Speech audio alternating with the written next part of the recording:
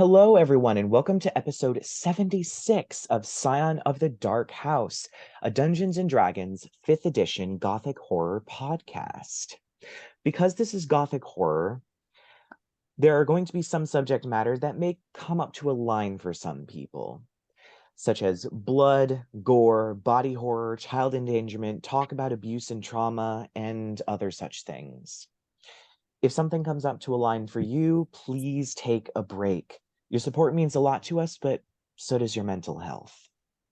So where we last left off, the group had gotten into the Waltz of Shadows. They had an interesting time meeting some interesting figures, but then came time for the bouts. They were taken by Prank to the arena where they were prepared to fight somebody who challenged them. The Green Man, a mysterious entity of the woods older than the Feywild, challenged them where they quite easily beat the Green Man's champions. They then were taken to a viewing box where they watched the other bouts from various other leaders of nefarious forces of evil, from Pazuzu the Wind Demon to Zugdmoy and Jubilex, Carmilla, Asmodeus, the General of Gehenna, the Prince of Frost, and other such beings, all threw champions at one another. It was a very interesting time. The night then came to a close, and luckily Camazotz was around and was able to take them home, as the Sisters of Night had only promised to get them there safely, not to get them home. As the bats of Camazotz flew the party over the vast estate, they noticed that the stables were on fire. A mysterious green flame roared around the stables. They could hear screaming of people and horses and other animals.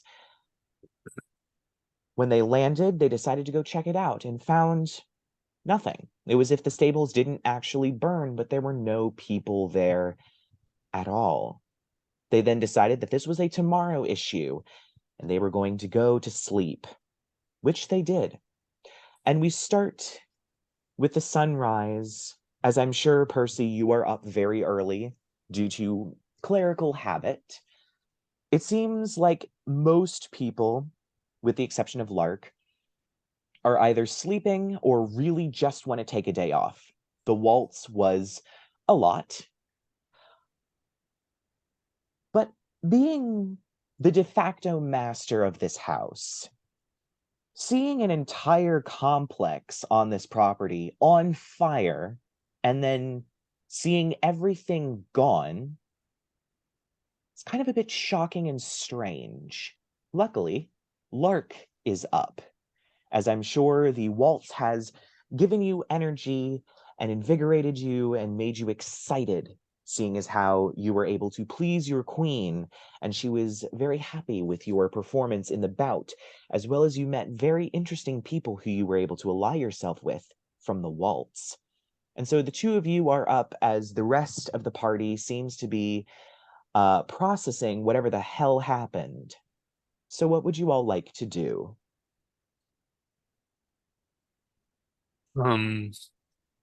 As I finish my prayers and such, and I see Lark fluttering his way over, I guess it's just us today. The others seem a little tuckered out. Hmm.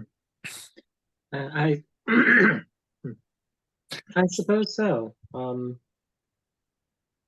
don't understand what they have the reason to even be tired about. It's Yesterday was a bit, but it's a new day. It's a new dawn. Well, another day in. Lark just kind of looks around the carriage house. Paradise. Right. I'm still not super uh, thrilled, I guess, with what we saw coming back last night with all the green fire.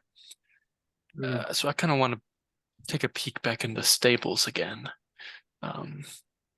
I I mean, also feel kind of bad. Those zombies were kind of nice. I could be lazy like the rest of these lot, but with your luck, you'd wind up getting yourself killed or possessed or who knows what else. So I'll go with you, if only to ensure your survival so that the world doesn't inevitably end. Well, I'm glad to know where your priorities lie. Uh, let's get on it then. If I'm remembering correctly, also, I guess we could walk and talk a little bit here. Um,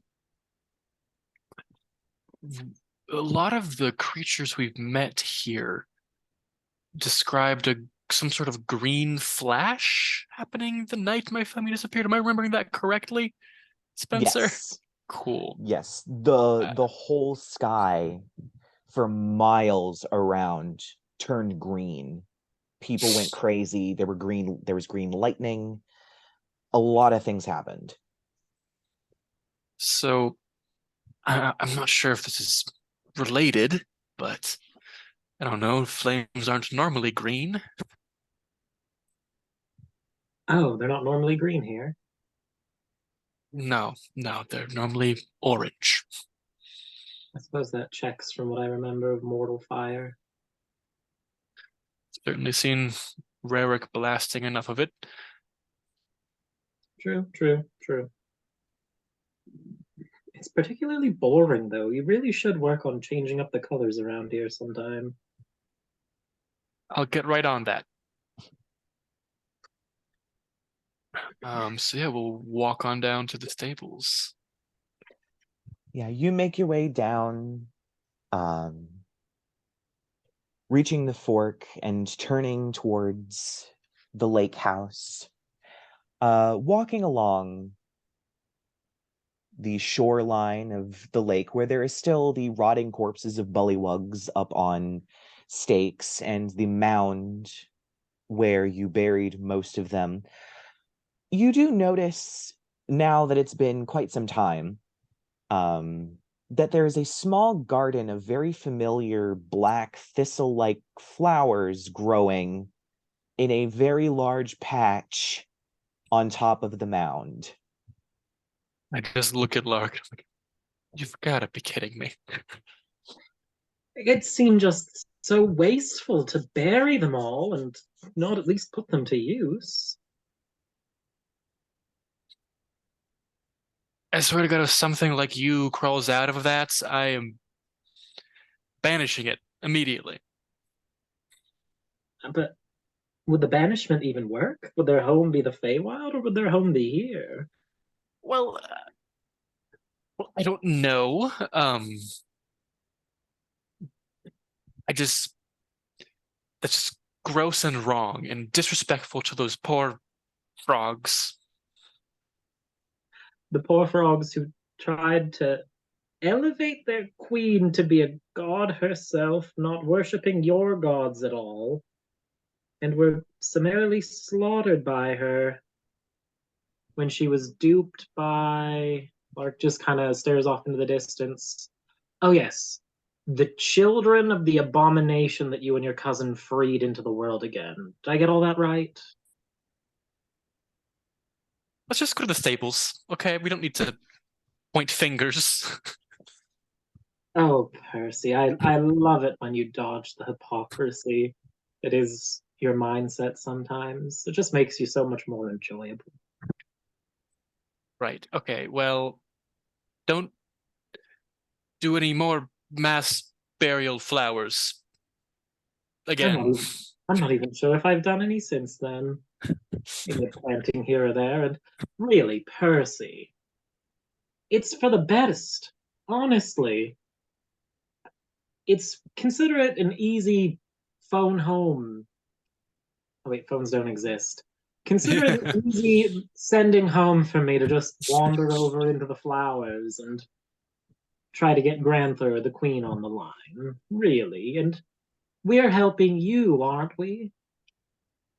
Yeah, okay. Well, no, don't do it again. It's weird, and I don't want zombie frogs. We have enough to deal with. I'll So try to control myself. So as you continue walking along, you, Percy, do hear a voice in your head, a very familiar one, and not one that you normally hear in your head, thank goodness.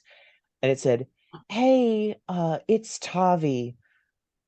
Okay, you don't know who she is, but Minerva came out and took us somewhere. I'll get back to you later. Sorry." And that is the end of a sending spell. I don't know who that is. Like, okay, check back in soon. Okay. I mean, That's what I'll say. you remember who Tavi is, of I don't know who course. Tavi is. I don't know who Minerva is. Right. Yeah. So you get that lovely message. And finally, after quite some time, you turn a bend and see the stables in front of you. Lively as ever. People walking this way and that way with buckets, brushing the strange undead horses, dogs playing in the yard, people milling around, doing chores. And as you approach, you actually see the same zombie as before come up to you as he's walking the horse. "Ah, master, how are you? Have you come for your horse today?" Not today. No, thank you. Did I get that guy's name before? I don't. It doesn't matter. No, you did not. Because I'm sorry. I don't think I've actually asked your name yet. Could I bother you for it? Well, that's weird that you're having such a forgetful incident. Mm-hmm. I'm pretty sure you hired me. Ah, I must have. It's just been a real whirlwind these days.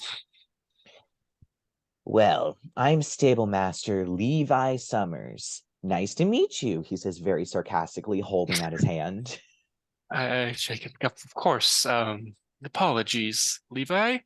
Um, the stables look immaculate as always. I'm sure. Do they look? There's no remnants of fire or anything. So No, there's no remnants of fire, just of of age. zombiness.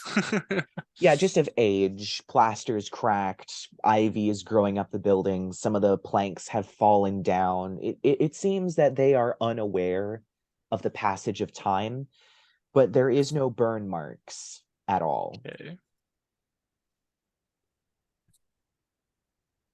Well, do you mind if I ask just from my window last night? I swore I could see some flashes and flickerings of bright green from over here. Did you see anything like that? No, I was here the whole time.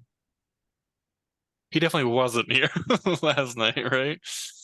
You didn't Cool. see anyone.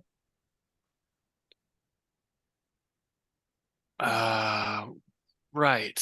Well, I'm sure it was probably just tricks of the light then. Um, I think my friend and I might just take a look around the stables and say hello to some of the horses then. Of course. "I'm taking this one out to pasture." And he just starts walking past you with this horse that's like part zombie, part skeleton, part ghost, still with these strange blue flickering smoke coming out of it as he walks it along just towards the woods, just into the woods. That's not a pasture at all, but all right.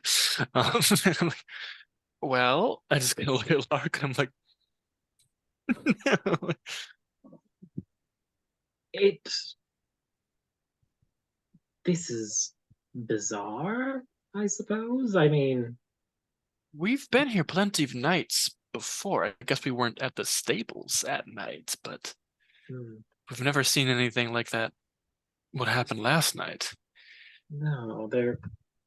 Did the stables look like fire damage when we went in last night, or did they look the same, just sans all the undead? It looked the same, sans all the undead. You don't suppose they just don't remember, do you? They weren't even here last night, though. Yes, I'm wondering if it's something to do with their current condition that they can't be here at night or remember what goes on at night.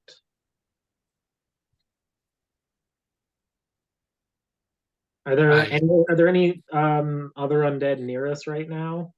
Oh, there's lots. Horses, dogs, workers. I'll flag one of the workers over. Be like, hello, hello, you there, you, the one whose wrist is falling off right now. Um, we'll say that it's this like young, looks like 15-year-old boy carrying a bucket and a brush in the other hand. And yeah, the one that's carrying the brush is like dangling 6 inches off his wrist. But he kind of looks up and he looks down at his hand, picking it up, and you do see the hand like twitch and move on almost like a marionette puppet before he lowers it and he goes, "My wrist isn't falling off." Apparently, we're seeing two different things, is all I'll say on that matter. Now, darling, come here. Come here. This is the And master of the house currently, so obviously you can take a break from your work for a little while. Isn't that right, um Master yes, definitely. Kruetzwald? My friend here is very amicable and friendly. I'll leave you to it. I'm gonna go just start making some investigation checks. okay, yeah, We this can do that kid later. sets down the bucket and almost like it's second nature, swings his arm in such a way that he's manages to throw the brush into the bucket Hmm. very skillfully for having a hand that's dangling 6 inches off of his arm. And kind of, so did you want to ask me something? What? How are your night accommodations? Well, we kind of sleep over there, and he points to a very large building that seems to have workers' quarters in it. There are a few other similar buildings dotted around. The stables are very large. There's probably about 30 or 40 horses here. So there's a lot of attendants that need to be there to clean out the stalls, to muck them, to feed the horses, to take them and to, run them and that kind of stuff. Um, it looks like some of the building you can see like through the window or through a hole in the wall. Some of the building does have rooms, like private rooms, while others it's just a large almost dormitory with just beds next to each other. Um, I sleep in that one. Hmm. And do the horses sleep in here at night? Yes, of course they sleep in the stable. Where else would they sleep? That's Now that is funny to me because we were just passing through last night. We thought we saw something like a flash of green, and there were no horses in here at all. They're almost always here, unless it's the middle of the day, and then they're out in the pasture. And he points once again with his hand pointing towards the ground, but his arm pointing off towards the woods. Then they're out in the pasture getting exercise. Oh, now Lark's just gonna kind of be like, hmm. And you don't know anything about flashing green flames or anything? No. I mean, sometimes they're funny colors and funny lights, and he points up towards the lab tower that you can see, because you can see almost through the trees. There's a point in which the trees don't grow as high, almost creating a nice, lovely frame that centers the house. And this is the back of the house. So you do actually see a tower rising up behind it where you know the lab is. And he kind of points up there. Sometimes there are strange colors that come from there, but not any here. Hmm. Hmm. And how entertain me? Apologies. What's your name? My name is Thomas, but people call me Tommy. It's easier to shout across the stables. Tommy, how long have you been doing this? I've only been here a year and a half. Really? Just a year and a half? Yes, Are you sure about that? yes, of course. I know how to keep track of time. I'm 17. Hmm. The real question is, how long have you been 17 at this point?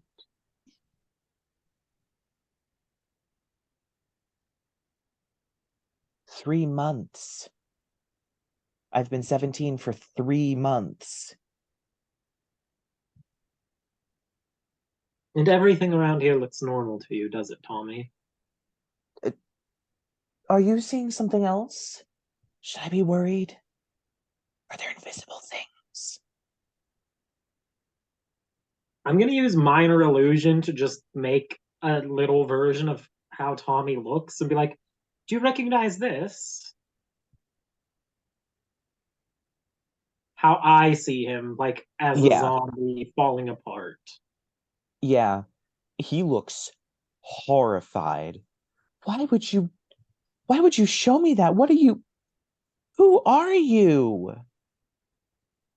Tommy, calm down, darling. I mean, I've heard of people afraid of their own reflections, but honestly. So you don't see anybody like that ever. No. I'm gonna get back to work now. I don't want to talk to you anymore. You're weird. And he picks up his bucket and walks back towards one of the horses. I'll fly over to Percy and be like, they're as delusional as we thought they were, and apparently they don't even see themselves as dead still. Well, that's nothing new. And can I make an investigation check just to Sure, you see what may. I see?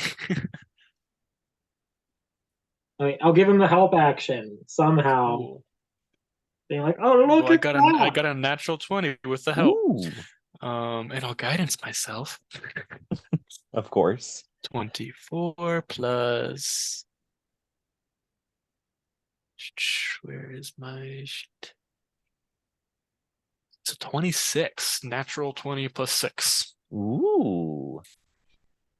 Yeah, you really only find damage that was done by time. Plaster that has fallen off, timber that's rotted and fallen down, um, bricks or walls that have fallen apart. Some of the stables don't even have doors on them, but the horses just stay in them, presumably because the horses see the door.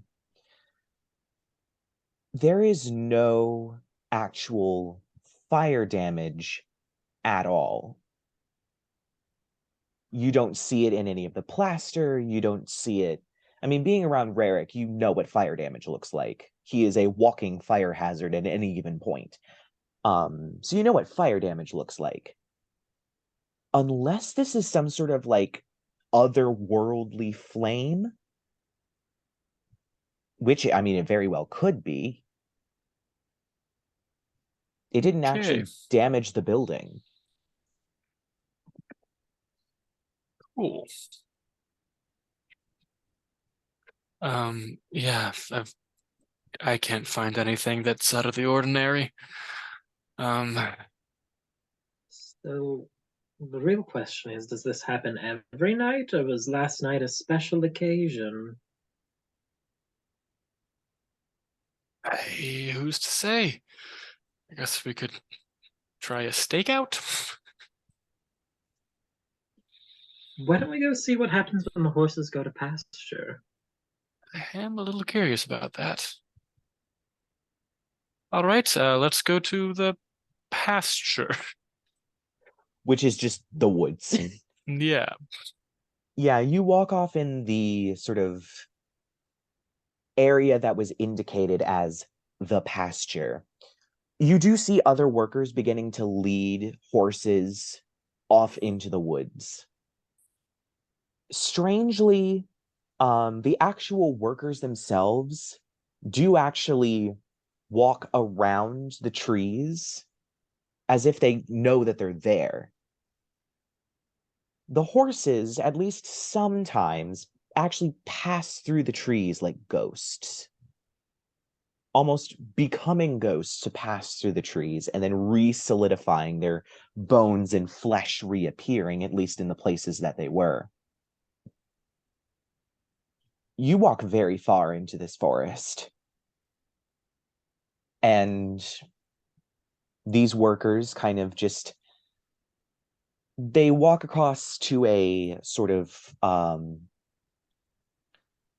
small gazebo almost that's in the middle of the forest. It's very dilapidated.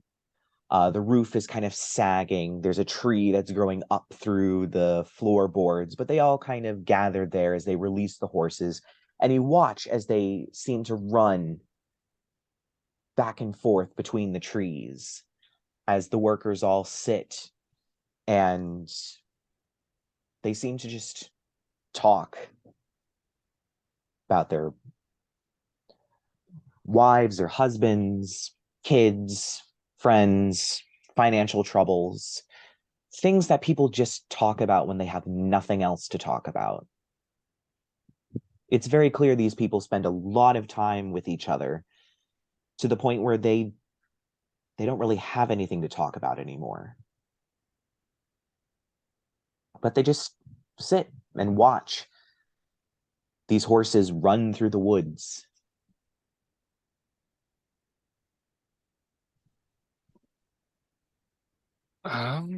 Well,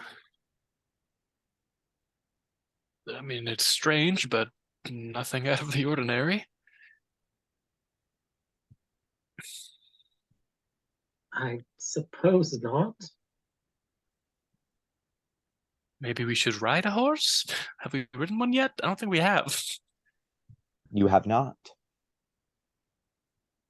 Be my guest, Percy. They're all your horses, apparently. That's true.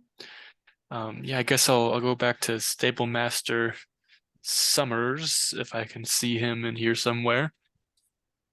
Yeah, you probably see him standing at the edge of, at least there's a few of them that are standing, and they're kind of standing in a line, almost as if there is an edge to this pasture that doesn't exist anymore, watching the horses. Hi again. I think I might actually take you up on that offer to ride one of the horses today. Ah, yes. I will go and fetch your horse really quickly. One moment. Thank you. And he strides forward into the woods, once again moving around the trees, and he finds one, and he kind of grabs, he kind of pets it, and he puts on the reins as they take them off to let them run around, and he leads it back to you. Well, here's your horse. If you'll come with me so that I can put all the tackle on to make sure everything is there, and then you can ride around the estate. Perhaps a nice ride through the vineyard would be nice. Yeah, Percy maybe just thinks about the vampire. Like, yeah, totally. Um, maybe just a little trot around the pasture would be enough for today. Well, all right. I'm sure you're very busy. And he leads you back, and he stops at one of the pens of the stable, and he goes in and he starts pulling all the equipment out. Since you rolled so high on your investigation check, the horses have names over top of the archways, along with little wooden cameos that they're all different, but they're not really portraits of the horses. They're just wooden carvings of horses. The one that he's stopped at and is pulling equipment out of as this horse stands next to the gate, the name above it says Ballerina.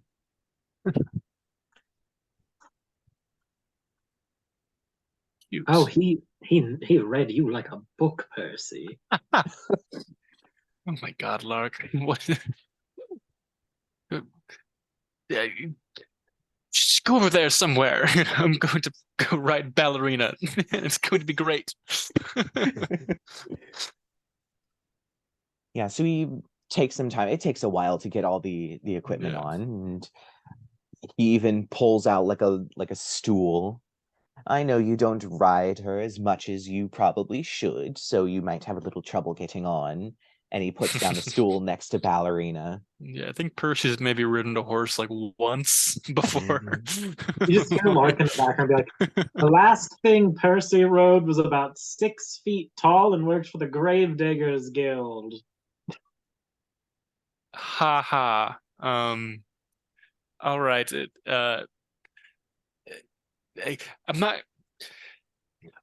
I'll think of something to say about that later, and you'll really feel the burn, okay?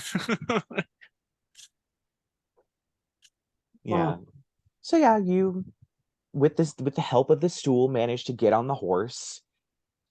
I don't know how young you were when you rode a horse for the last time. It's Probably young. probably been a while. Yeah. So it's kind of like I don't know what I'm doing kind of moment.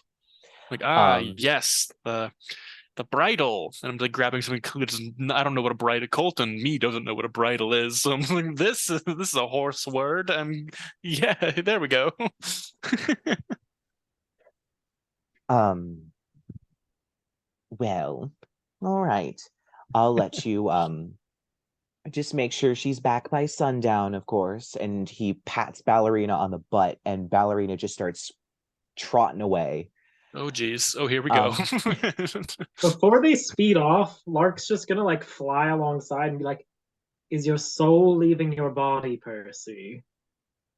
No, I think we're fine for now. It's just a horse that's kind of dead a bit. Yeah, as you're sitting on the horse, there's part of your leg that does like brush the skin. It's not all the It's like the squishy. saddle. Actually, interestingly, it feels like wood. There's Oh. also, even through, I don't know how thick your pants are, but there are times when your leg brushes up against something almost like it's a vent that's blasting out cold air. Ew. It's clearly some sort of like hole in the side of the horse because you feel the fabric move against it as your leg bumps it. And yeah, it does feel like wood. Like your leg is bumping against a wooden thing. Cool. But Ballerina just starts trotting off. Before you speed off, I'm just gonna jump on there with you. Sure, yeah.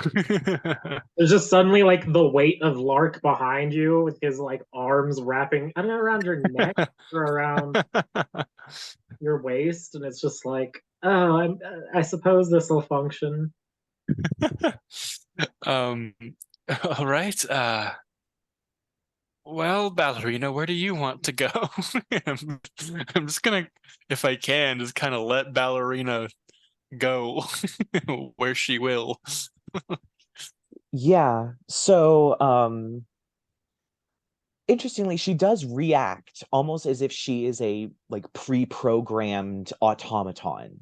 You just hold the reins, but she seems to occasionally jerk her head as if you were pulling the reins, which is a Okay. bit bizarre. But she just starts trotting off down the road towards the vineyard. Oh, duh. Oh God, I hope the vampire isn't there again. I mean, we can handle it, Percy. I hope so. I don't think we killed it last time, did we? No, you took No. a couple of pot shots at it, and then it fled off into the fields. You don't know where. Cool, cool and good. All right, Ballerina. Guess we're going to the vineyards. What is it you want to do here? Talk to me, Ballerina. What is happening? You see Ballerina kind of turns her head and snorts, and blue smoke blasts out. You do see a little tiny bits of frost around the nostril, and you do get some kickback of cold air as she seems to blast that out. You also notice her eyes are a fiery blue, as if the same flames are coming out of her eyes as she continues trotting along down the path. Well, they're not green flames. So Lark's just gonna like conspiratorially lean up and forward so he's whispering in the back of Percy's ear. And he's just gonna be like, why do I have a feeling you were this uncertain the last time you were riding something else too? oh my God, what is with you today? You're just really, really leaning into this I just had sex angle. Oh, because Percy, tormenting you is the only fun I get to have when I'm stuck in the mortal plane. Okay, I'm gonna try something. I don't think it's gonna work. I'm gonna pull out that mask of beast speech that I just bought. I don't think this thing Uh-huh. is a beast, but like, I don't know, might as well try. In the back of Lark's head, he just thinks, I bet you he also said that in that time that he was riding what's his face in the grave. So Oh let my me try something I don't know if it'll work. Oh my God. But he'll actually not say it out loud. Yeah, so you So put yeah, on... does my mask work? No, it can't find an animal. Didn't think so. What if you tried talking with the dead? If they're not animals, what if she's, can you speak with dead and Uh, undead horse? Maybe. I don't know. Sure, I'll cast Speak with Dead. Let me... Or would it be better if we tried it on one of the people back at the That's true. Because It's I don't, probably just gonna be a horse, even if it yeah, is. I don't, or it's I just guess like I won't cast Speak with Dead. I don't speak mortal horse. I do speak to horses back home sometimes, but generally those horses speak Sylvan or You Elven. would know the corpse must still have a Must mouth speak and a can't language. be undead. Uh, Ah, well, then never mind. what if we kill one of them first? Or re-kill one? Yeah, I don't know. This is all weird. I guess we'll just finish our little ride here with Ballerina. At one point, it seems like Ballerina does stop near the winery in the wide open sort of dirt area in front of it where the actual vineyard is behind you, or at least most of the fields are behind you. There's a road in front of you that goes off into the distance. And she stops and kind of looks around for a moment. And then her head kind of bucks backward as if someone yanked very hard on the reins. She rears up on two legs, letting out another blast of cold air, gives a very loud whinny, and then charges forward, just down the road off into the woods. And I need both of you to make dexterity saving throws, as it seems the road that she's going down has overgrown quite a bit. Oh no. Yeah, that's gonna be 10 for Percy. Oof. I get a dirty 20 for Lark, 18 plus 2. You very easily press your tiny body against Percy, flattening your wings and burying your face into the cloth of his shirt. You don't take any damage. However, Percy, you are getting whacked in the face with just about every branch. You take 2 points of piercing damage. As these branches just slam into your face, you do get a mouthful of leaves at one point, but it seems like Ballerina is determined to keep going as she continues charging through the woods. There's just another dirty joke to be made, but I won't. We rise above. Mm-hmm. Yeah, thanks for that.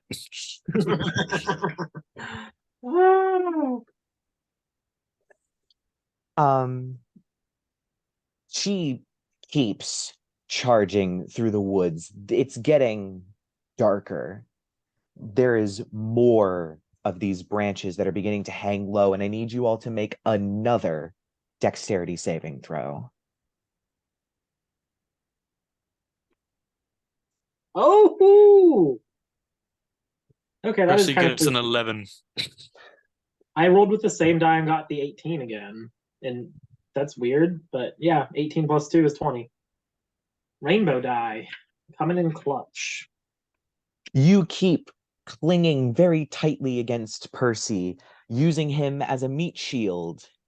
You, as she gallops, there is a low-hanging branch, a very large, low-hanging branch, and you just about manage to lean over to the side, but it gets you in the side of the head. You take 4 points of slashing damage as it just scratches you, sending bark flying, leaves hailing from the sky as you whack your head on this thing, and she keeps going. She does not stop. Percy, you really need to practice more about having wood shoved in your face. There it is. And I need you to make one last dexterity saving throw. Come on. Oh, that was worse. I got a 12. Hey, I did good. That's a 21. All right. So as you continue, she is not stopping. You instantly just zero in on all the trees and the branches hurtling towards you. And just as Lark crawls up on your shoulder to deliver that joke, you lean out of the way and a branch whacks Lark directly in the face. You take 4 points of slashing damage. It's only a bunch of twigs and they break apart, showering you with wood, but it's enough to deal some damage. Oh, that was rude. Well, at least I can handle wood, and I'm still working on it.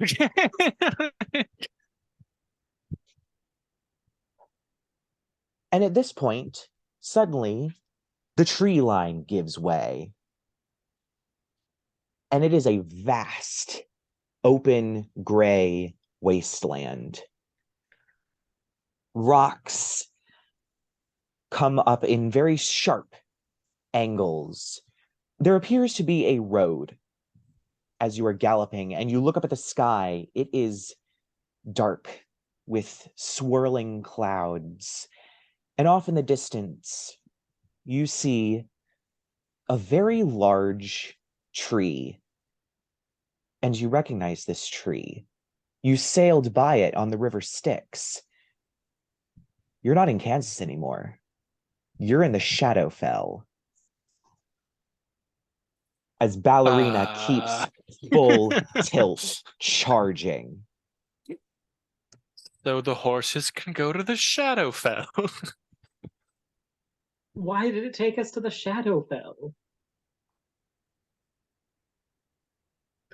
Ballerina, why did you take us to the Shadowfell? At this point, she just lets out another neigh and a snort as she I thought you would say continues that. charging. Does this mean that your ancestors casually would ride? I don't know. Probably. It sounds up the alley for them. And as you are galloping along full tilt,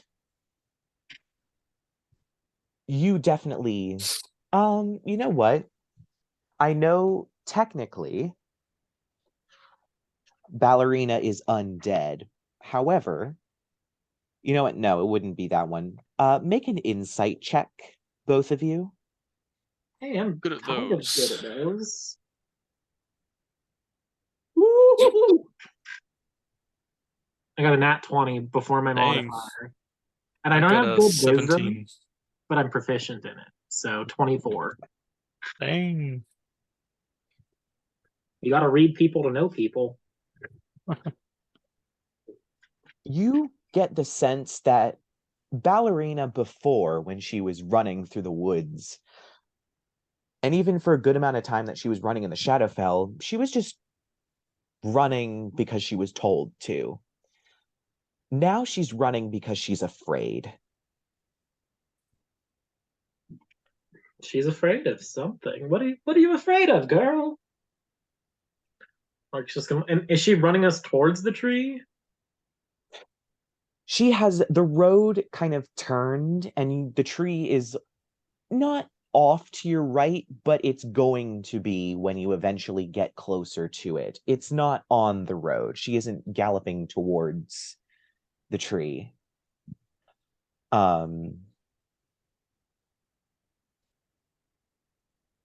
But as this horse is going full pelt now, faster than she was even running through the woods, which is surprising, seeing as how you swore this was like the top speed of a horse, you hear something behind you. A very canine-like growl, but much, much deeper. Can I look back? Yes, you see a huge dog, probably about the size of an elephant. Blue flames coming out of its eyes, blue flames coming out of its mouth, as it's also running full tilt directly at you. Oh, dear saints. It's probably Percy! around 60 feet behind you, and it's not really gaining, but it is keeping pace with the horse. Go, Ballerina, go. I'm gonna. What am I gonna do? What am I gonna do? Ooh. Well, that doesn't look fun, and it's obviously looking threatening, right? Yes. There is an intent to kill in its eyes, although you get the sense that that may just be a neutral expression for whatever this creature is. Okay, I'm gonna let me see here. And it's about 60 feet away from us. Yes. Hey.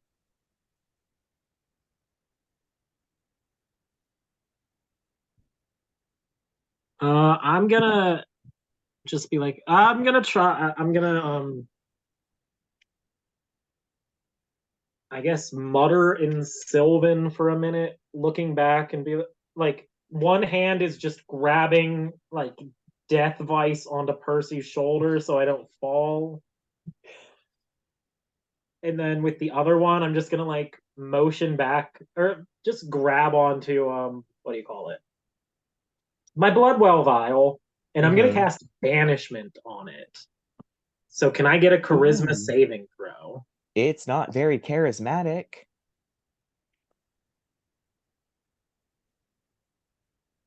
15. 15 does not beat it. Assuming it is from the Shadowfell, it instead gets banished to a harmless demiplane and is incapacitated. Right. So you watch as this thing just vanishes entirely. I feel like when Lark banishes things, they just like Thanos dissolve, but it's flower petals. Thistle petals, to be more accurate. And Lark's like, I'm gonna get rid of it. I got rid of it for a little while at least. Okay, Ballerina is still running full tilt. yeah, keep doing that. Good job, Ballerina. Get us back home. As she continues galloping full tilt down the road, you do see a stagecoach coming towards you. It has about 6 horses that eerily look similar to the creature that Ballerina has turned into, pulling this thing along the road. In the driver's seat, you can see what appears to be a purple dwarf with white hair and a white beard that kind of gives you a strange look as you gallop on past it, and you watch as the stagecoach pulls to a halt as it continues shrinking in the distance, as Ballerina keeps charging full pelt. And you notice she has been turning. Eventually, she manages to turn and gallop back towards a tree line. And once again, Can I cast the plunges. message cantrip to that dwarf and be like, hey, heads up, there might be a giant evil dog over there in a few seconds? Banishment only Checking my lasts 1 minute. notes. Yes, it does last 1 minute. I was not prepared to pull this person out.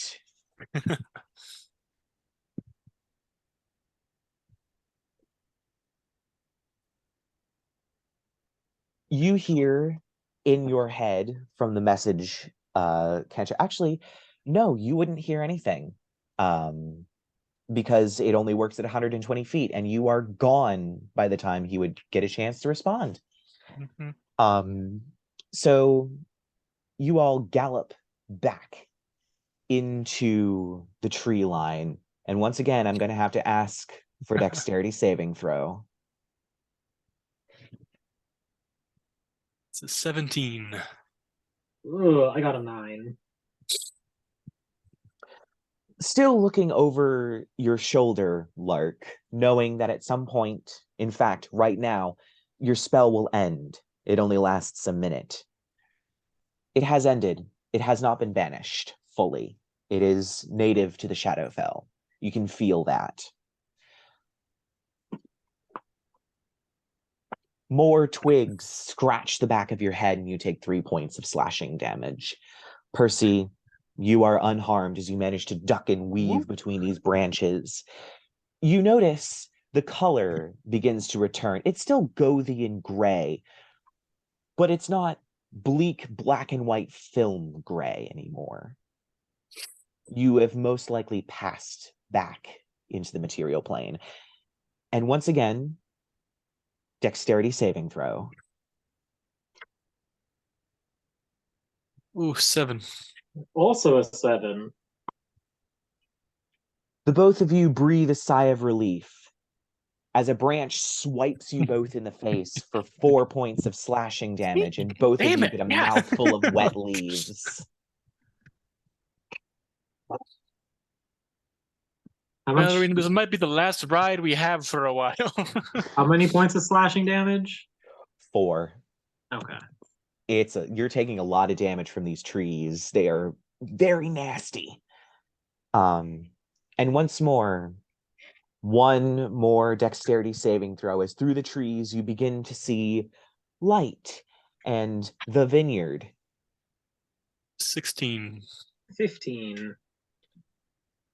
There are less branches in the way this time. You manage to duck under some of the lower ones before you gallop out right next to the winery and the vineyard. As you gallop back down the road, Ballerina eventually beginning to slow. You do hear a scream off in the distance, that very familiar scream of the strange vampire creature, but it's far away, and Ballerina's ears don't seem to register it. But she continues until she gets to a trot, and then finally to a walk, as you can hear her panting and seeing blue smoke coming out from her mouth as she slows. Well, that was awful. Yeah, that was an experience, and now we're just slowly trotting and walking through the vampire-infested orchard while you're bleeding all over the place, Percy. Well, you're not doing much better. Yes, but I don't think the undead like my blood as much as they'll like your blood. And again, yours is toxic. Well, then let's not be here anymore. Ballerina, can we go home? Can we leave? She seems not exactly to hear what you're saying. She's still on her pre-programmed route. But she does trot back to the stables. And the stable master comes out. Ah, did you have a lovely ride? Mm-hmm. It was great. Wonderful. Well, I'm sure Ballerina got her exercise, so we'll put her back, we'll brush her and wash her and make sure that she's ready for the next time. Thanks. I appreciate that. And he gets the stool out so that you can dismount, and he begins to take all of the equipment off of her, and he pulls up a bucket. The bucket is empty, but he reaches into it and holds out his hand as if he's gripping an apple, and Ballerina leans down and moves her jaw as if she's eating an apple. There you go. Cute. As he pets her strange wood-like flesh. And yeah, he goes through the motions of beginning to take care of her. You watch as one of the workers comes over and they guide her back into the actual stable itself, and they begin washing her with what appears to be dirty water they pulled from a nearby well. And they just go about their day. It's as if nothing is out of the ordinary at all. Well, I feel like that was just we didn't really learn anything from that, did we? Except for that the horses can apparently travel through plains. And we spent all that time trying to find a way to the Shadowfell and had to go. No, we begging really for did. church. We really could have ridden a horse there. Could have just ridden some horses, got attacked by a hellhound beast thing. So now what? Well, at this, Lark's just combing his fingers through his hair, knocking the rest of the leaves out, and just wiping a little bit of his blood off of his face. And he's like, I don't know, Percy. This was all your brilliant idea in the first place. Well, I thought we would. I don't know. It wouldn't be this hard to figure out what the green fire was. I mean, the only thing I can think of to do now is just wait until nighttime. Is it nighttime now or no? No, it's probably like maybe around 11:30 in the So it was morning. nighttime when we went to the Shadowfell. Okay. Well, the Shadowfell, it's like almost always night. Yeah, okay. I was like, I thought it was dark, and I was like, oh, it was dark because we went to the Shadowfell. Yes. Yeah, you all went very early in the morning. This is like 11:30. I mean, we could just stake it out until nightfall and see what happens. That's all I can think of at the moment. Um, what's that one's name, Percy? The stable master? Yes. His name is Levi Summers. Oh, Summers, Mr. Summers. Yes. Would you do your lord and I a favor, please? Of course. We need a space to retire to, preferably where we can look out across the pastures and admire the horses in movement for the day. We're going to take a slow day, isn't that right, Kruetzwald? Yes, that's exactly what's happening. So sometimes he really just enjoys watching the horses run, I think. I think it helps.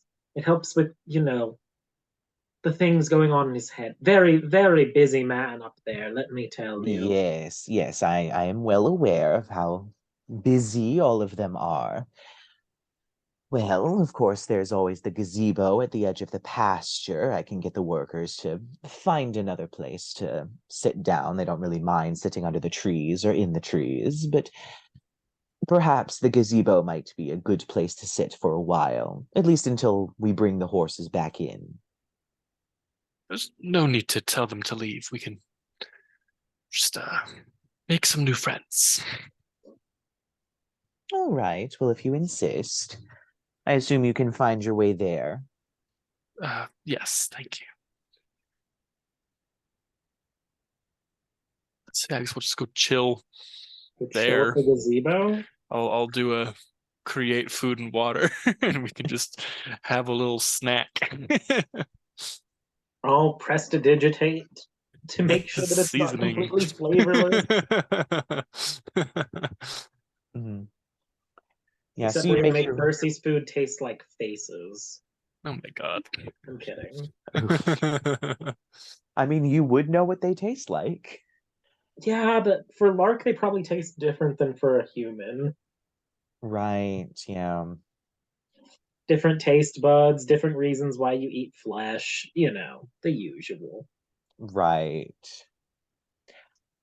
Yeah, so you all make your way to the gazebo, and there's plenty of space in the gazebo. It's pretty large.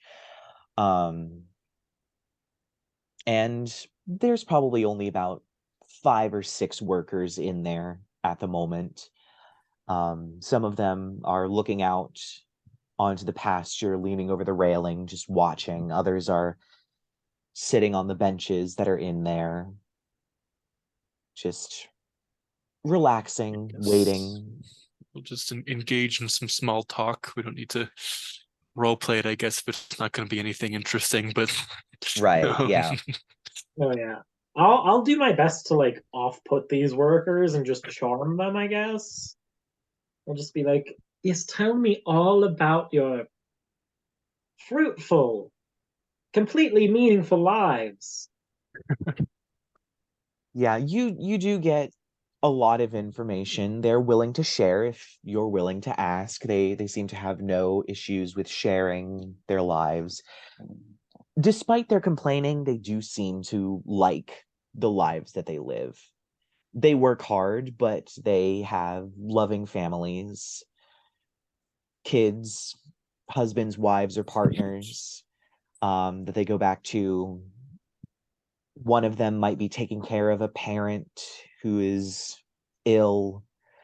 Um, One of them talks about how the staff of night is looking at one of their kids as a potential candidate for student for being a student there. And they're very excited because it's such a prestigious academy, and they'd get a good education and all of that stuff. They seem to live very mundane, unexciting lives. And if there can be a lull in conversation, Lark's just gonna like lean, whatever, because he never really sits, even when like it's sitting down time. He kind of just floats a little bit and flutters a bit, and he's just gonna lean into Percy's shoulder and be like, Percy, there is something else we could try with one of them. We're not killing them. Well, I mean, that's another thing we can try with one of them. Now, just go on this journey with me. These poor souls don't even realize they're being reanimated and controlled and manipulated by some as of yet unknown force. But they are fundamentally, as you and I both perceive them, just walking corpses, right? Mm-hmm. Now, I know you're going to probably react negatively to the idea, but it's an experiment of sorts, and Lark kind of just pulls out a seed and starts flicking it between his fingers. It could interfere with whatever magic is reanimating them and cause something to happen. They don't even seem that. You're looking for what, like despair and sadness? They seem fine. Yes, but imagine if they became aware of the actual situation they were trapped in, darling. The only reason they're fine is because someone's bespelled them not to perceive the passage of time or reality. Okay, fine. so what are you trying to do exactly? Oh, I want to plant one of these seeds directly in one of them. Jesus. Interesting. How are you gonna do that? Yeah, how are you going to go about this? I kind of just want to, like, I don't know. I want to do a Lark thing and kind of just, I don't know, lull one with some conversation while I mage hand poke a seed into the fleshy bits from the back. Okay. Roll me a sleight of hand check. Oh, I'm not good at those. But I'm distracting him with my charm and wit. And, okay, sleight of hand. Yes. That's dexterity, right? That is Mhm. dexterity. Come on, good D20. That's a 7. Aw. You try and push the seed in, but it's very hard to get it through this particular flesh. It's Okay. not quite puncturing. It's not soft, rotting flesh. It's old, petrified flesh. Okay.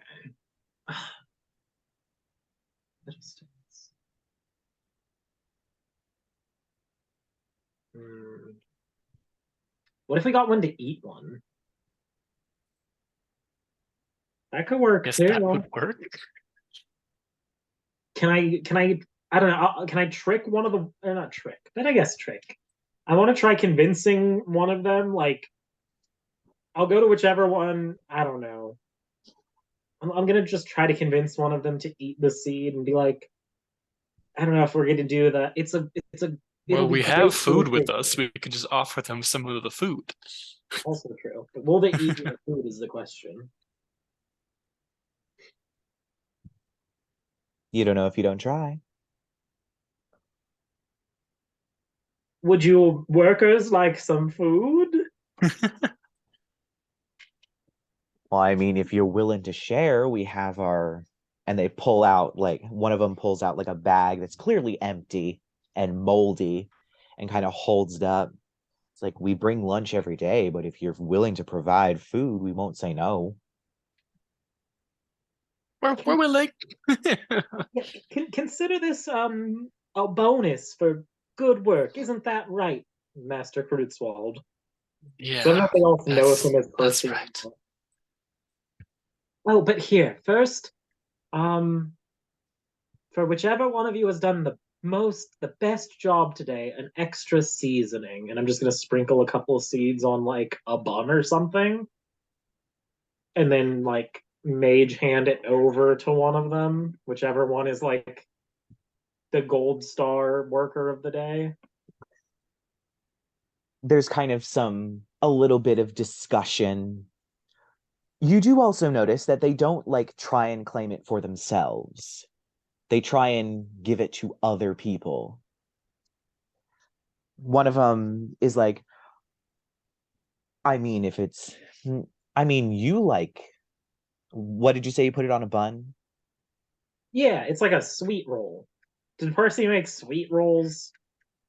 What did Percy Um, make? I don't. It's sure. I mean, they wouldn't be sweet. They would just be rolls, and you can make them sweet. I also have prestidigitation. We well, got this covered. We're a catering business at this point. Yeah, honestly. Yeah. This is where we start the Lifetime original movie. My God.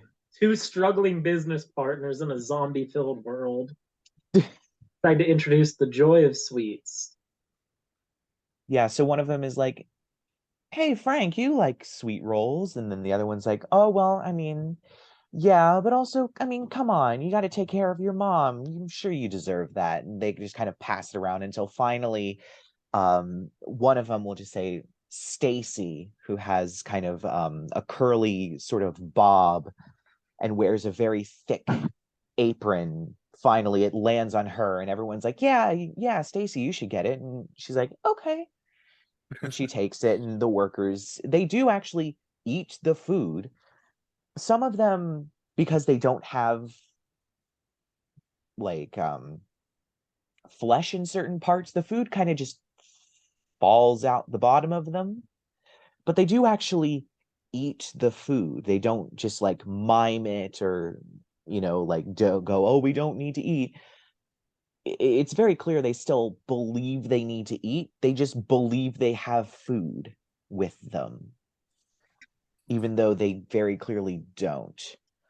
But yeah, you successfully slipped Stacy a bunch of these seeds.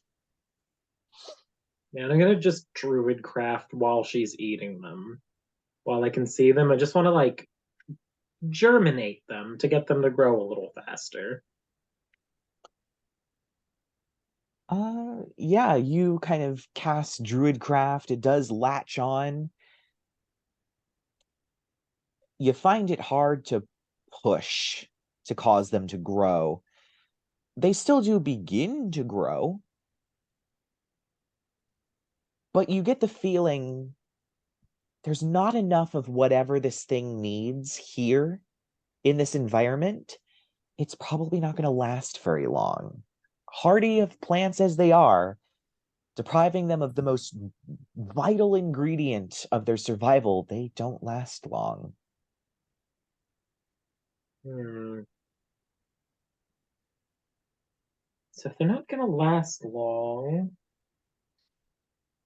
and they need something else to really start growing.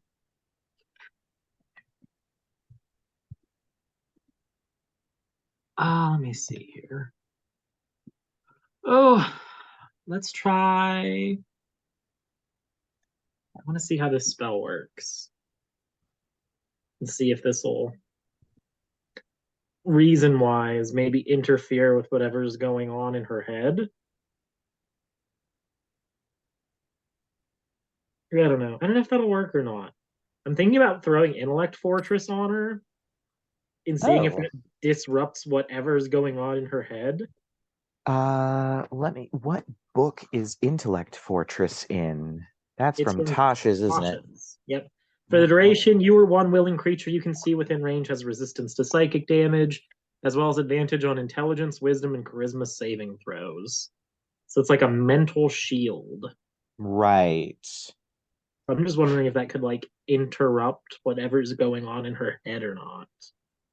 I mean, you can certainly try. I'll try. I'm gonna cast Intellect Fortress on her. So what does Intellect Fortress look like? Is it completely invisible, or is there like a glyph that appears, or I mean, I what can subtle spell happens? it if need be, so that nobody else realizes I'm casting a spell. Um, it kind of just says, for duration, you or one willing creature you can see within range has resistance to psychic damage as well as advantage on intelligence, wisdom, Hmm. and charisma saving throws. Yep. So, like, I don't know if there's like glyphs necessarily or any sort of like, because certain psychic spells like Rolithan's psychic lance creates a visible trigger, but then like some of the other ones like Mind Whip don't. Right. Um, so that's up to you. If it does need like a visual element to it too, we'll just say it's a cute little crown of flowers appears around her head or something. Um, but I am subtly doing it, so nobody else except I don't know. Maybe Percy would realize I'm casting a spell at this point. But yeah, I'm just gonna try to shield her mind.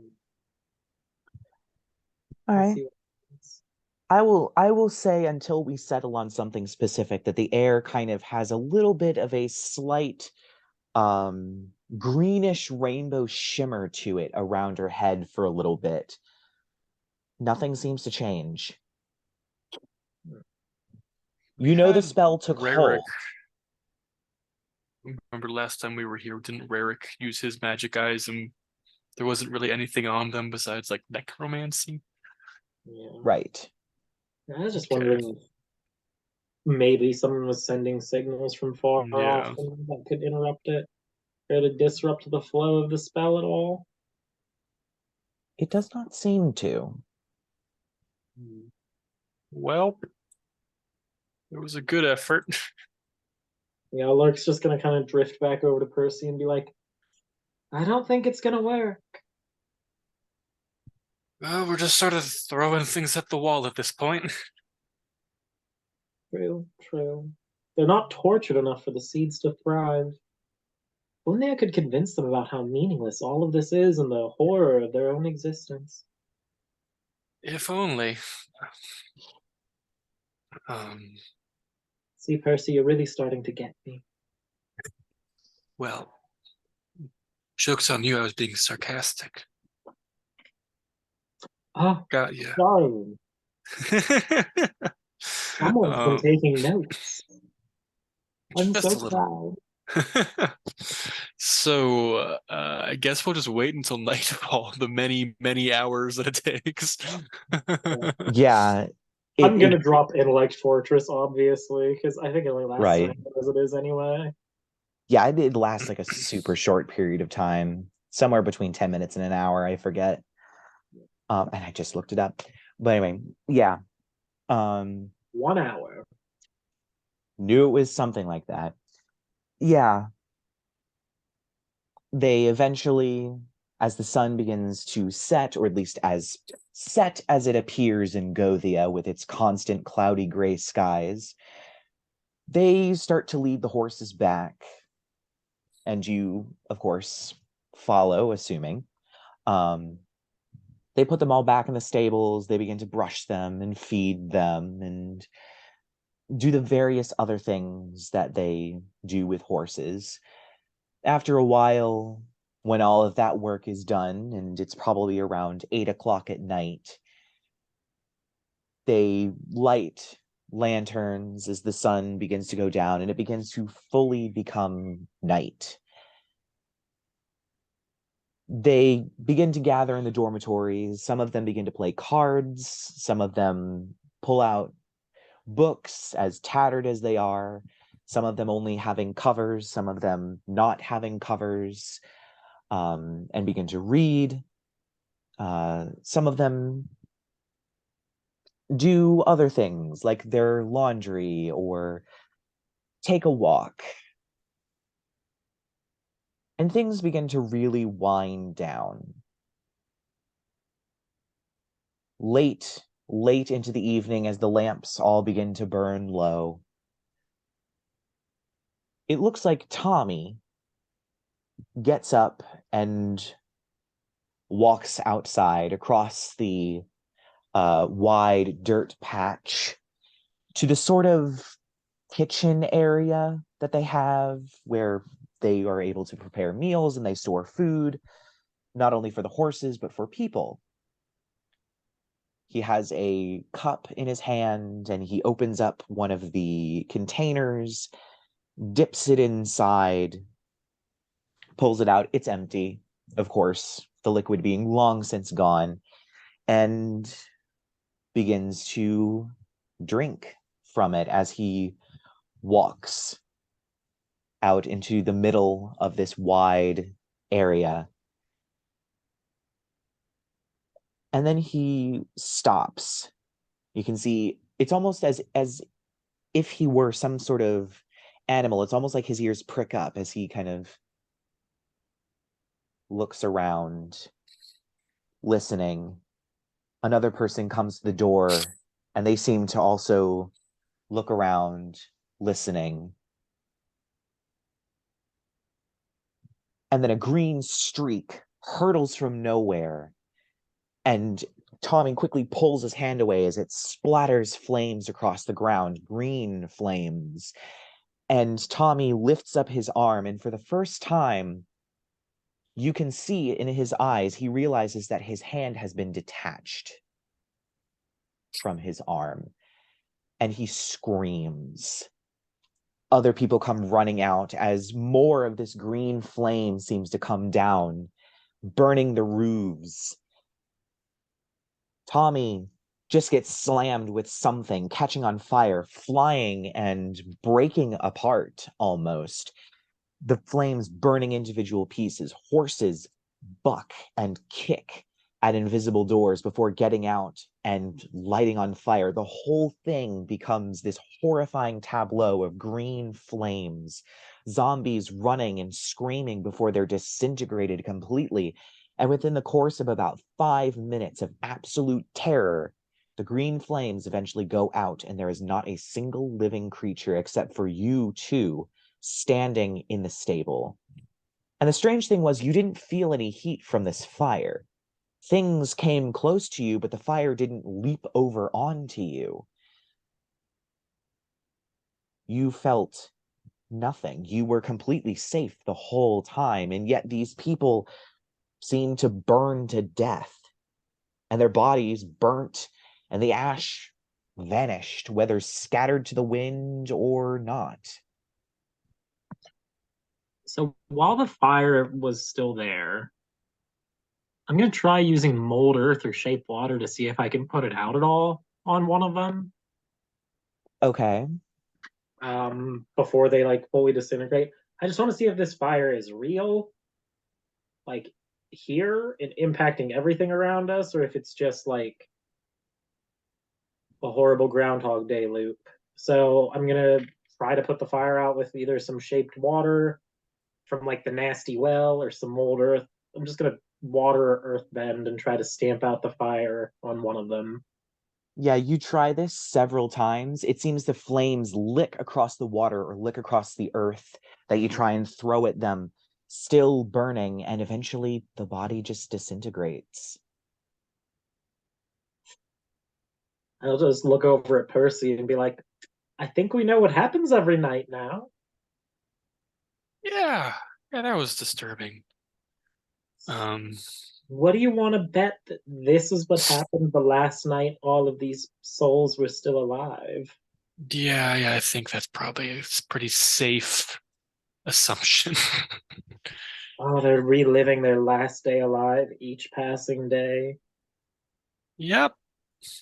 You know, like, I really should send that idea back home. Someone could get it along the nine hells, and I'm sure someone would appreciate the repetitiveness of it. Except you need to put cracks in it so people start realizing that it's happening over and over again so the dread can start settling in. All right, well, you get on that. And I think we could just go, probably. I don't really see anything we can do about that. Oh, I mean, this is entirely above my magical pay grade. I'm not particularly versed in breaking centuries old curses, trapping mortal souls into perpetual undeath. Are you? I have one dispel magic spell. That's about it. Percy, darling, I don't think that would quite be up to snuff for what's Yeah, going on. I got that much. I mean, I adore the optimism if you were to try, and I'd love to watch it. So please go ahead. Let's come back tomorrow night. Yeah. And when Summers goes up in flames, I want you to approach him and try to cast a spell magic so I can look in his eyes when it fails. Well, you're just a little ray of sunshine. You know that, Lark? Oh, I mean, I'm something. I'll give you that. Oh, Percy, don't look so glum. Maybe when all of this is said and done, they'll at least be able to pass on into something resembling an actual afterlife instead of this. We can hope so.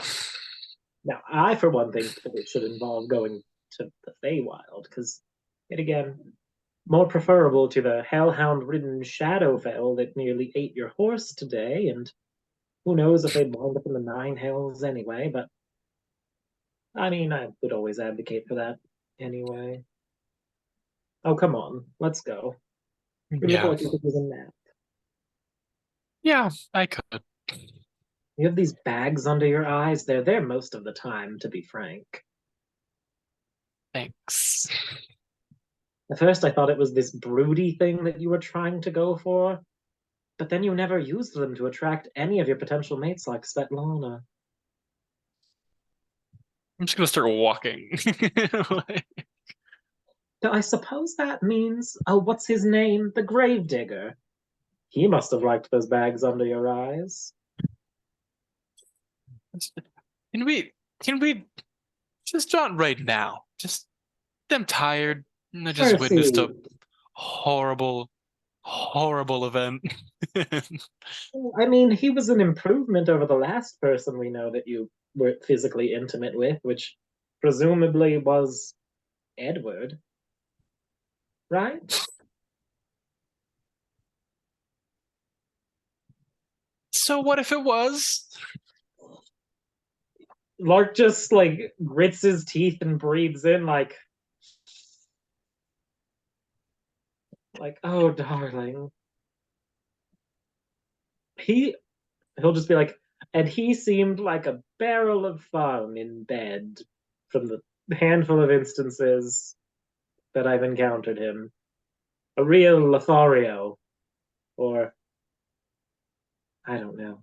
What's the mortal realm equivalent? Um, I don't know. I just he was fine. Okay, he was fine. Let's just go and Oh, Percy. Percy, Percy, Percy. At this point, as you begin to leave the stables, you do hear a jangling sort of sound, the clopping of horses, and a bluish light coming down the road from the winery, at least from that direction. I guess we should check that out. I mean, it's a development, and it is preferable to talking about whatever writhing bodies you've been on top of before. You're the one who always brings it up. I mean, it's the easiest way that I know to rile you up, darling. You're practically blasé about murder anymore, and I don't know, it's just so cute the way you react like you're as virginal as the rest of them. I don't see you teasing Arthur and Rerek about their sex lives, which are literally non-existent. Isn't that more Exactly! embarrassing? I don't have any ammo for them. Honestly, they wouldn't have survived long at all back home. I mean, as Arthur virginal at his age? Ugh. I don't know what's wrong with that boy. And isn't Rerek like old? for a mortal? I don't understand. I don't know what constitutes old and young for your kind, Percy. I was born fully formed like this. I just really haven't aged since then. I mean, you don't get better than perfection, do you? One would assume not. So pulling into the stables is a very familiar looking large black stagecoach with 6 horses. And in the driver's seat is a very familiar purple dwarf with a white beard and white hair. He kind of gets up and unhooks one of the lanterns and unfolds a small ladder that he uses to climb down, and he kind of trots over and holds up his lantern. I didn't think y'all were in business. Let me handle this person. At least for a little bit. Be my backup. Sure. Fancy seeing you all the way out here. I mean, last I spotted you, darling, we were running past breakneck speed. That beast didn't give you any problems, did it? Oh, it always does, the Gloomhaven hound. Sadly. Yes, I mean, it was chasing us through the Shadowfell so rampantly that I just needed to put it in a little timeout, as it were. Doesn't last forever, unfortunately, not unless they're not in the current plane that they're from. Pity. Speaking Well, of, you have us at a mild disadvantage, friend. What can I call you? you can call me Donatello Darkstone. And are you alone, or is someone else in the coach? I'm alone. Can I insight check that? Yes, you may. 12 plus 2 is a 14. I will also insight check. Okay. Lark, he seems like he's telling the truth. Percy got a insight is plus 4. That's 18. Yeah, seems like he's telling the truth. Oh, Donatello, you can call me Lark. It's what I'm known as around here. And this is my friend, Percy. What brings you all the way to the mortal plane, darling? Well, I saw you galloping past at breakneck speed. I got your message. Seemed a bit odd. I was a bit surprised. I recognized the horse. Good old ballerina. You recognized Ballerina, darling. From where? Well, I guess I was a bit wrong about this whole place then. I assumed you were back up in business. Oh, what sort of business did you assume we were in, Donatello? The Lord and Lady of Gloomhaven Manor used to come here. They'd pick up a supply of the wine from the winery. I'm gonna glance over to Percy and be like, now, Gloomhaven, is that in the Shadowfell, Donatello? Aye. And the Lord and Lady, would they happen to be the sort of individuals who like drinking, I don't know, blood? Aye. Now that explains that. Are they still there? Aye. Of course. They're old vampires. Yes, it's the funniest thing. The orchard seems to have a renegade, rogue, feral vampire living in it right now. Aye. Must be a Nosferatu. Interesting. So you're well aware that everything around here is dead right now, right? You're not seeing things as they were the day everything died? Aye. Seems like this place is falling to shit.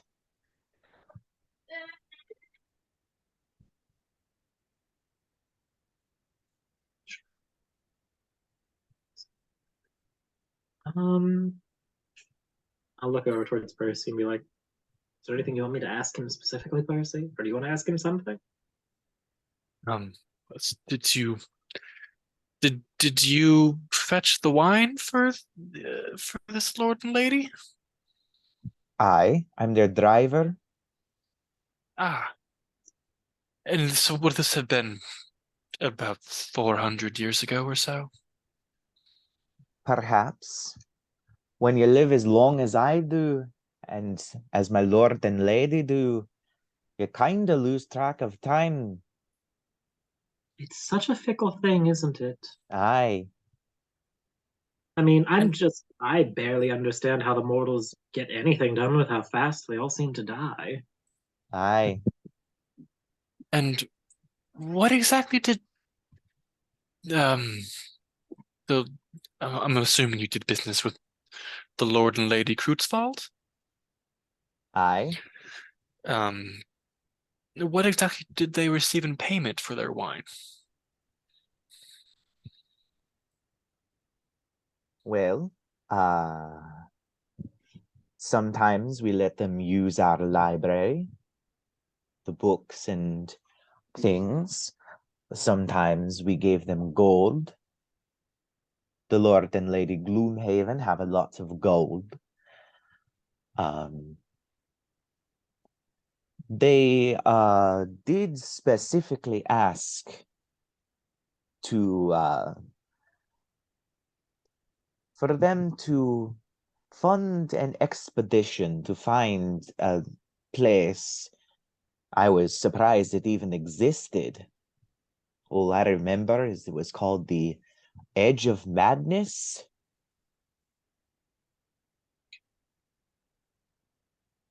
Does that sound familiar from any of the prophecies or things we've heard of in the past? Yes, it does. The book, the diary that was found in Balthazar's house, which was essentially his dream diary. It had a lot of insane ramblings. I believe, Percy, you read through it. Yes. There was Oh, stuff about Dune returning at the edge of madness. oh, That was and a phrase that was repeated over and over and over and over throughout the book, in between all of the other yeah, kind of I'm insane rereading that ramblings. now. And the symbol that is etched into Percy's side is the symbol of the Edge of Madness. No, it's the symbol of Dune Oh, themselves. The edge of madness was just a phrase that was used over and over and over and over and over uh, again. okay. Donatello, darling, where is the edge of madness? Aye, it's on the very edge of the Shadowfell. It's guarded by the Dark Mantle clan of Shadar Kai. They don't let anyone into the city. But Lord and Lady Kruetzwald were happy with the information and gave us plenty of wine.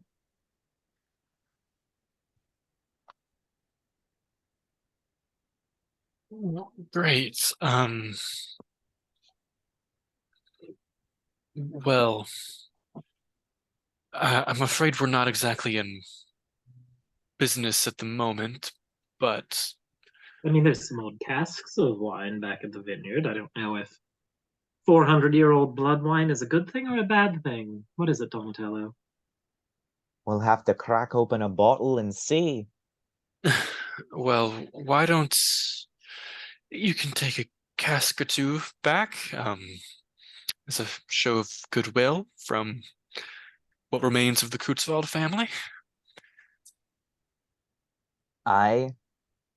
I'm assuming you're the Kruetzwald.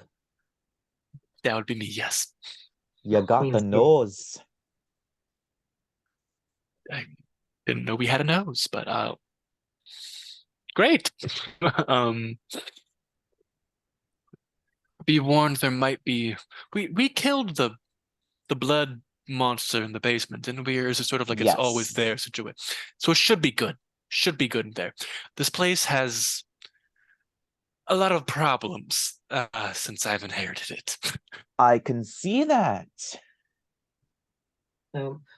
Yes, I mean, there was what? A colony of fish people that were destroyed. A colony of frog people that were destroyed. Frog people that were destroyed. The mold people that were destroyed.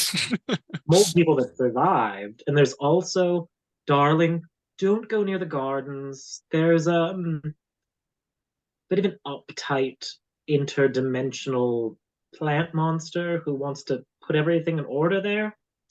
Not very fun at all. But beside the point,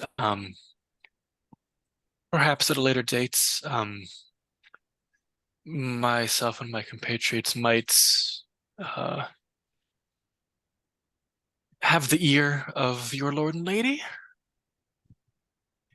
I'm sure Lady Camille and Lord Victor would like to meet with you. Perhaps get the business up and running again. Their wine is getting very low. Of course.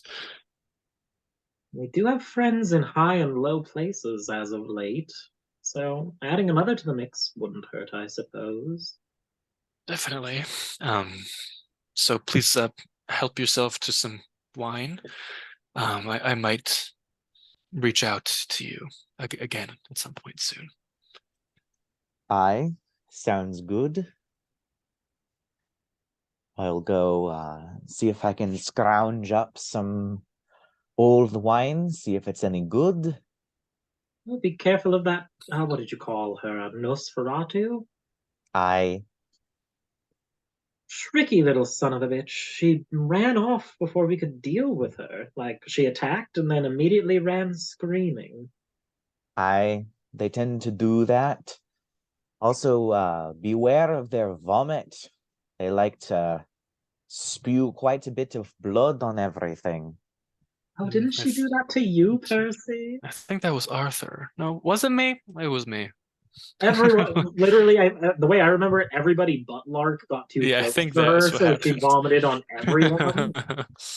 Yeah, you do remember after he says that there was a creature underneath the Yeah, chapel under the that chapel, did that I to remember. you. Oh, is that one still underneath the chapel too? No, you We destroyed killed that one. Yeah. Yeah. So there's just the one feral one running through that we may or may not want to address at some point.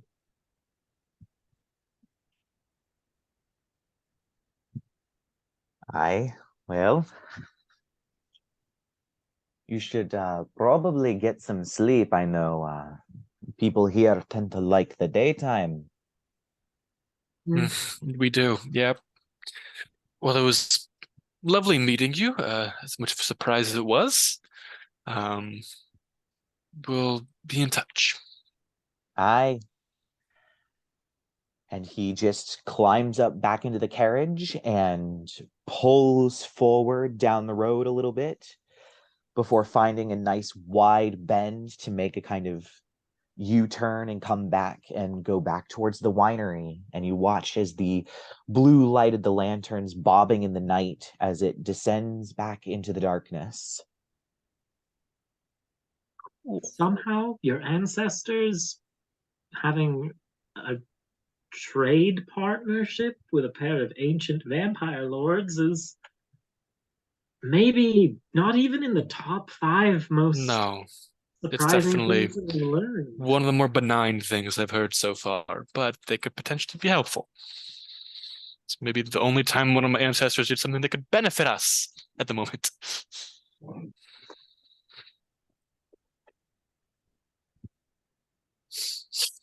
Oh, we really should have asked him if there was any way to break that spell over these folks. But, another problem for another day. Yep. Do you want that nappy now, Percy?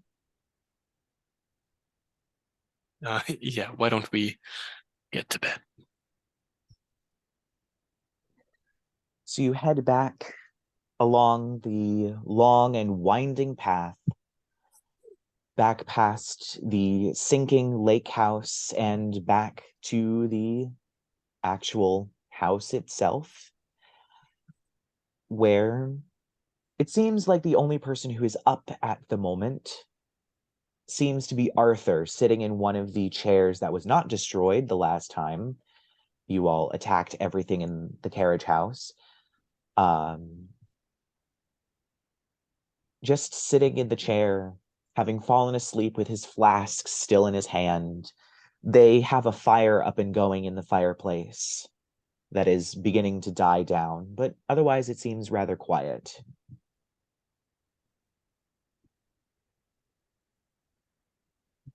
Well, I'm glad to see they had a peaceful day.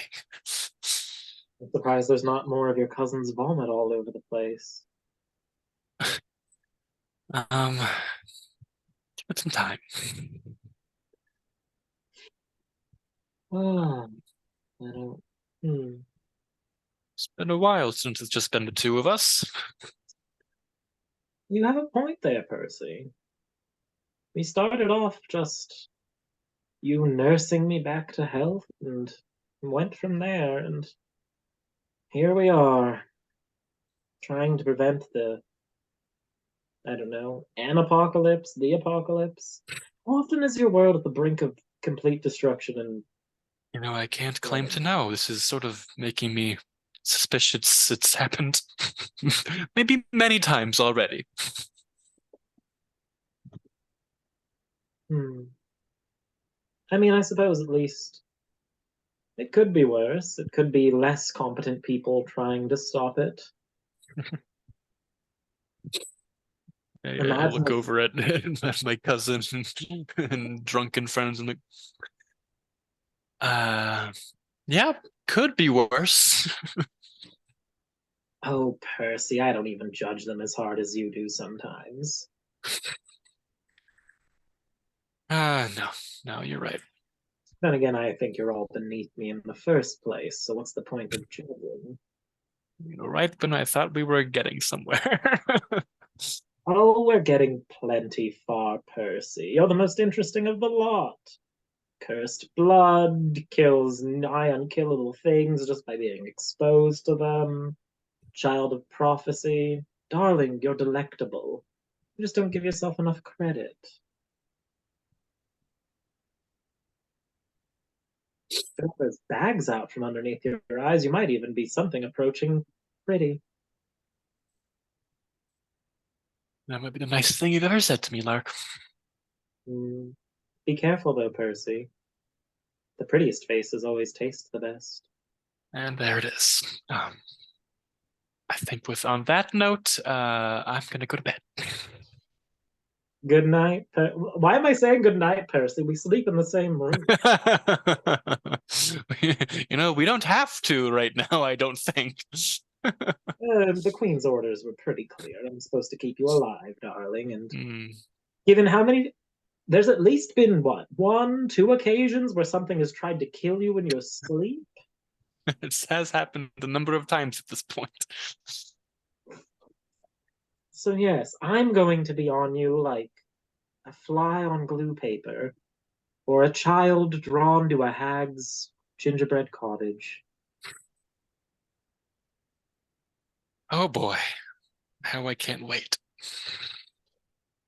I mean, would you have anyone else at your back, Percy? I'm waiting for this to turn into a dirty joke. I mean, Lark's just gonna be like, how tall are you, Percy? I'm going to choose to not answer that question. I'm just assuming it's going to be something nasty. Physics-wise, I can fly, so if we bend you over and he just starts like thinking if we bend Oh you my over in God. the right way. Okay, that's enough. I go into the bathroom and start getting ready for bed. Yeah. As you do that, you get another sending spell. It is an entirely different person. A very familiar voice, your mother's voice. I'm going to bed, but if you want to swing by the hospital tomorrow, we had a priest come by and cast greater restoration on Oscar. He's sedated, but he should be awake.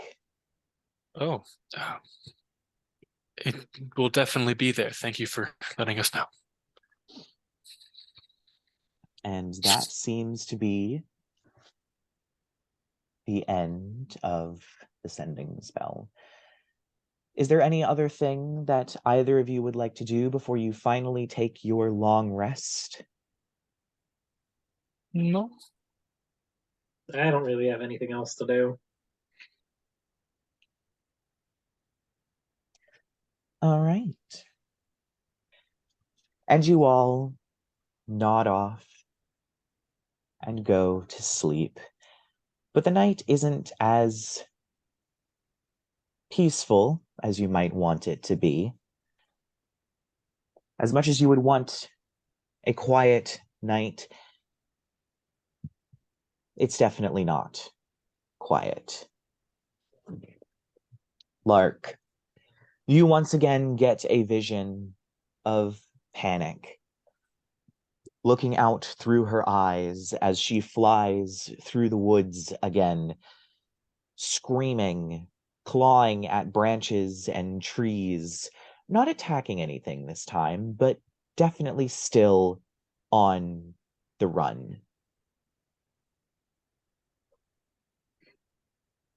And Percy, you get another vision. Once again, the same vision of the river of blood with the strange white trees growing out of it, the vast moon, and the three familiar liches standing in front of you, staring at you. And one of them, the one that you reckon would be Cull the Shaman, speaks. Well, seems you're getting many allies in many places. That still won't help you.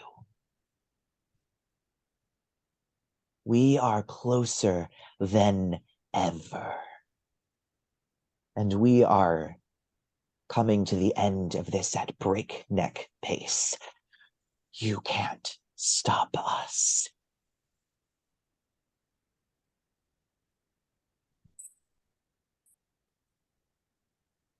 Yeah, we will stop you. I can't think of anything else right now. My brain isn't working. I don't say that part, but like, I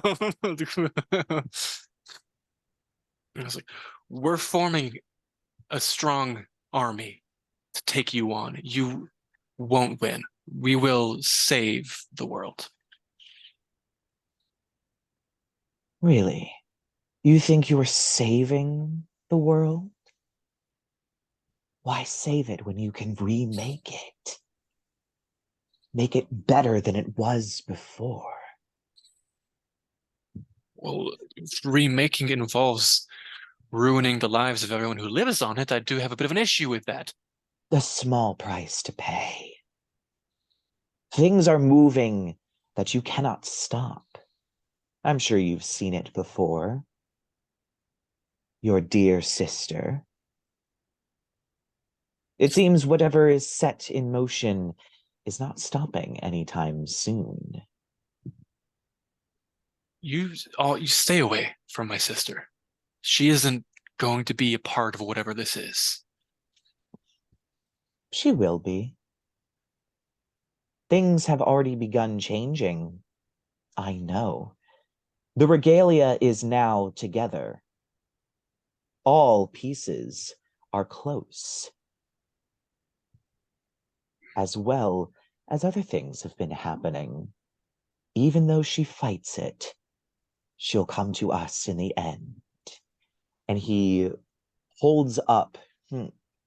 At this point, St. Peleus pulls out a hand mirror and shows it to you.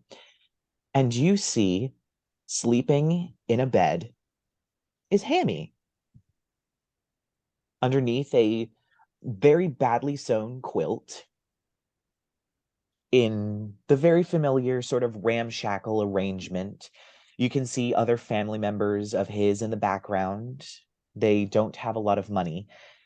But interestingly, floating next to his head as he sleeps is a strange, smaller version of the creature that you fought inside the mirror. But it just sits there, staring at him, just watching.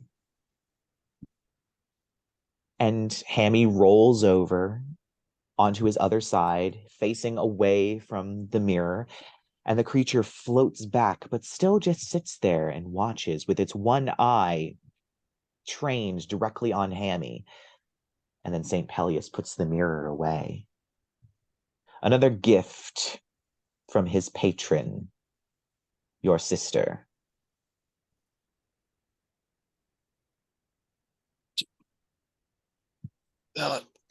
She doesn't know what she's doing. We don't need her to know what she's doing. She'll do it all the same. It has been prophesied, and it will happen. Try all you like. You won't win. And at that point, you do wake up in a cold sweat. And the voices of your various different things in your head descend once again, begging you for freedom, for deals. They can help you. They can give you power. Various types of power. Power of destruction, power of creation, power of control. Various things. It is practically deafening. But you manage to fight them off and go back to sleep. A dark, dreamless sleep. And the sun rises once again. And that is where we are going to leave this episode. So join us next week, where hopefully we'll have the whole party together and we'll be able to figure out what exactly is going on.